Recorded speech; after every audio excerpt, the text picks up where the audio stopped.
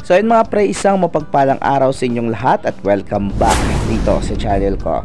So yun, nakikita nyo yung breeding area ng ating mga mollies. So yan, yung ating mga Platinum King Molly, litaw na yan. So ayun mga pre, kung naalala nyo yung mga last video natin about sa ating Japan Blue Gold Double Sword. So kanina nanguha ako ng mga fry doon. So hindi pa ako tapos doon kasi hinihintay ko na lumutang yung ibang mga fry sa ating ref tab. So yan, ito yung mga isda na pinapalaki natin dito sa breeding area ng mga mollies natin. So sa hindi pa nakakanood o napadpad sa channel ko, so ito yung breeding area ng ating mga guppies. Yan, so puntahan natin yung ref tab. So ayan mga pre, nandito sa ref tab na to ay yung mga grow out natin na silver koi guppy. So dito yung kanilang mga parents. Ayan, tingnan nyo yung kulay tsaka yung katawan. So dun may mga fry na tayo dun. So nandito yung fry ng ating Japan Blue Gold Double Sword. So actually kanina nanguha na ako ng mga fry. So ayan na, nandyan na. So kukunin ko na lang yung iba na lumalabas na, kasi hindi natin to makuha sa isang kuhaan lang. So kailangan nating maghintay na lumutang yung iba. So kaysa naman na gambalain natin yung kanilang environment, so baka ma-stress yung mga breeders natin. So mas mabuti na tayo na lang yung mag-adjust. So ayan, meron pa namang pailan-ilan na lumulutang, pero hindi ko makuha lahat. Ganun talaga sa buhay, hindi mo talaga basta-basta ko yung mga bagay na gusto mong makuha, talagang hindi yan makukuha agad-agad. So kailangan niyang paghirapan. So ayan, mamaya pag natapos ko kunin ng mga fry ay papakita ko sa inyo. So for the meantime ay tiis-tiis muna yung sakit ng likod. So kapag nanguha ako ng mga fry, talagang nararamdaman ko yung mag-aga kong pagtanda.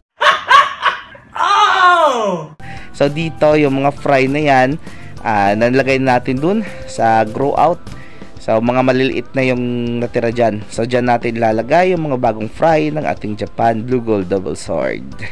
So ayun, maraming mga kahabi na natin na nagtatanong kung anong sikreto ko, kung bakit mabilis ako nagpaparami ng mga guppy dito sa green water. So actually mga pre, yung tubig natin ay hindi yan talaga totally green. So malinis yan. Reflection lang yan ng camera, tsaka reflection lang yan ng mga lumot sa ilalim. So kasi nakakatulong talaga yan mga idol sa pagpapalaki ng ating mga guppies. So ayun, ito na mga pre ay siguro muna partially yung nakuha natin, kasi yung iba hindi pa lumalabas. So yan o, tingnan nyo, ang daming mga fry. Hindi ko sure kung makikita sa camera kasi nagre-reflect sa araw. So dalhin natin dun sa kabila, sa lilim, para maklaro nyo. So ayan mga pre, ito na yung mga fry ng ating Japan Blue Gold Double Sword. So isang breeder lang yung naglabas niyan lahat. Ayan o. So medyo siguro nasa 2 to 3 days na to yung mga fry na to. Yan.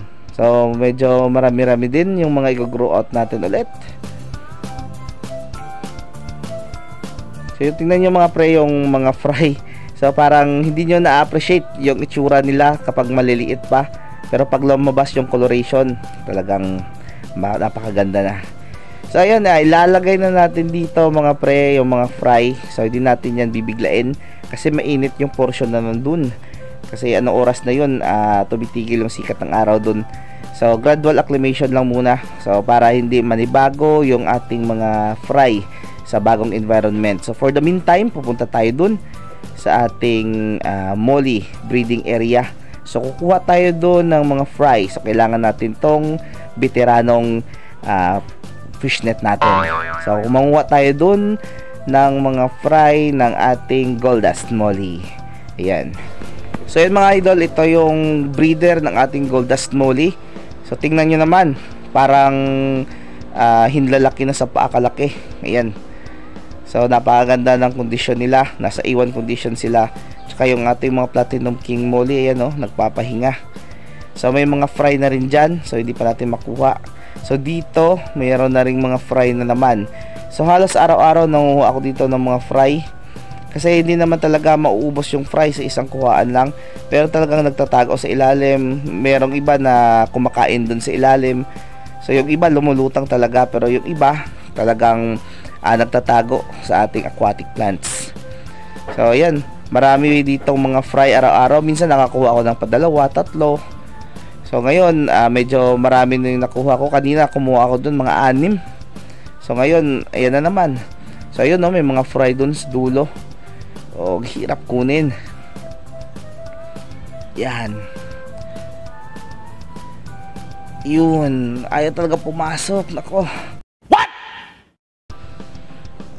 Yeah, ayun. So wakas nakuha na natin. So grabe. Ang hirap kunin ng fry, ang talino niya. Alam niya kung saan pupunta na hindi makukuha ng ating mga nets. So dito may mga fry tayo, puntahan natin. So dito yung mga fry ng ating gold dust molly pa rin. Ayan, no? Yan, so napakaraming fry dyan.